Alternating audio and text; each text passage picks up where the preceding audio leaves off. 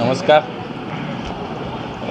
खरं तर सर्वप्रथम मी एक भारतीय जनता पक्षाचा कार्यकर्ता म्हणून माझ्या सर्व पक्ष नेतृत्वाला मनापासून धन्यवाद देईन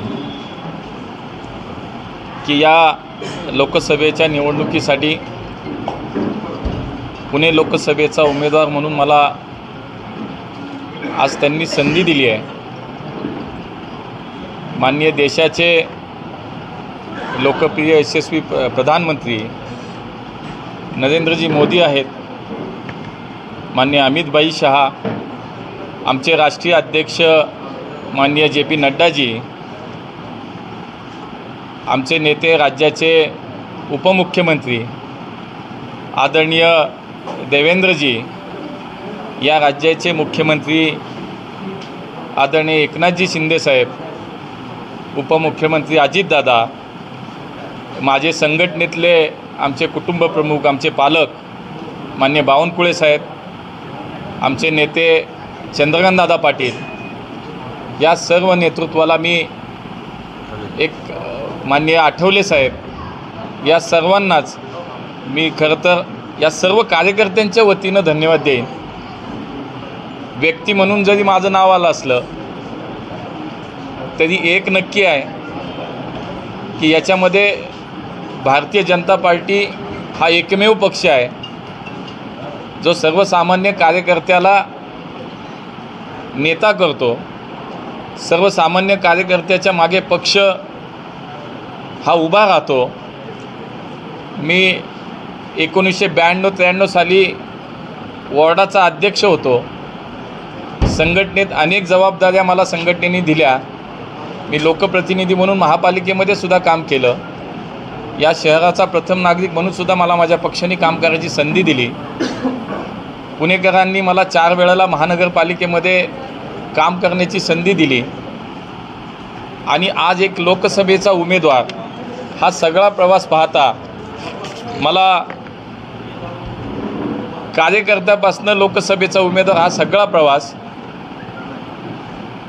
कुठलीही राजकीय पार्श्वभूमी नसलेला कार्यकर्ता हा लोकसभेचा उमेदवार होतो, हे केवळ आणि केवळ भारतीय जनता पक्षातच होतं। आणि म्हणून व्यक्ती म्हणून जरी मी असलो तरी आमच्यातला प्रत्येकजण हा कार्यकर्ता, हा मी प्रत्येकजण कार्यकर्ता उमेदवार म्हणून पाहतो याच्याकडे।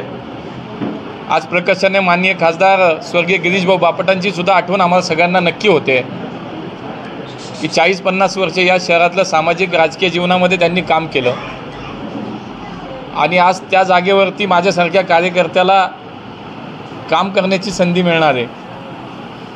त्यामुळे पुणे हे जगाच्या नकाशावरती आमचं एक सांस्कृतिक राजधानी, विद्येचं माहेरघर, छत्रपती शिवाजी महाराजांच्या पदस्पर्शाने पावन झालेलं आमचं पुणे, एक मोठ्या ऐतिहासिक आणि सामाजिक पार्श्वभूमी असलेलं हे शहर, अलीकडच्या काळातली IT हब म्हणून त्याची नव्यानं झालेली ओळख, उद्योगांसाठीचं एक मोठं शहर म्हणून पाहिलं जातं, अशा अनेक अर्थानं पुणे शहर हे जगाच्या नकाशावरती आपलं स्थान राखून आहे।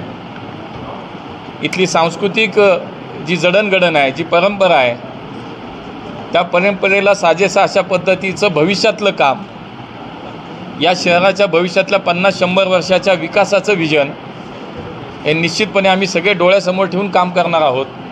आणि म्हणून मला विश्वास वाटतो मागच्या 10 वर्षात मोदीजींनी या शहरासाठी केलेलं काम, अनेक मोठे प्रकल्प या शहराला माननीय मोदीजींच्या सरकारने दिले। स्वप्नात असलेली मेट्रो आमची प्रत्यक्षात आज सुरू झाली। चांदणी चौकासारखा मोठा प्रकल्प सुरू झाला। या ठिकाणी नदी सुधारणासारखे, नदी पुनर्जीवनसारखे प्रकल्प सुरू झाले। स्वातंत्र्यानंतरच्या 75 वर्षात एकमेव महापालिका अशी की ज्याला वैद्यकीय महाविद्यालय स्वतःचं सुरू करता आलं, ते आम्हाला मोदीजींच्या माध्यमातून, केंद्र सरकारच्या माध्यमातून मिळालं। नव्यानंच आपण पाहतो की पुण्याच्या या सगळ्या मानाच्या शिरपेच्यामध्ये अजून एक तुरा रोवला गेला, तो म्हणजे आमच्या विमानतळाचं विस्तारीकरण झालं। असे अनेक प्रश्न केंद्र सरकारच्या माध्यमातून या पुण्यामध्ये झाले। राज्यामध्ये मागच्या 14 ते 19 या काळामध्ये देवेंद्रजींचं सरकार होतं आणि त्यानंतर आत्ता माननीय एकनाथजी शिंदेसाहेब, अजितदादा आणि देवेंद्रजींचं सरकार, या काळामध्ये सुद्धा खूप काम पुण्यामध्ये झालं। महानगरपालिकेमध्ये 5 वर्षापूर्वी आम्हाला पुणेकरांनी काम करण्याची संधी दिली आणि त्या काळामध्ये पुण्याच्या पुढचा 50 वर्षाचा विचार करतात अनेक प्रकल्प या शहरामध्ये मार्गी लागले. आणि म्हणून मला विश्वास वाटतो हे सगळं पाहता आणि मोदीजींना पुन्हा एकदा पंतप्रधान करण्यासाठी म्हणून पुणेकर नक्कीच पुन्हा एक पुण्याचं मत हे या पुण्याचा खासदार हा महायुतीचा करून मोदीजींना प्रधानमंत्री करण्यासाठीचं एक मत हे निश्चितपणे देणार आहेत हा मला विश्वास वाटतो.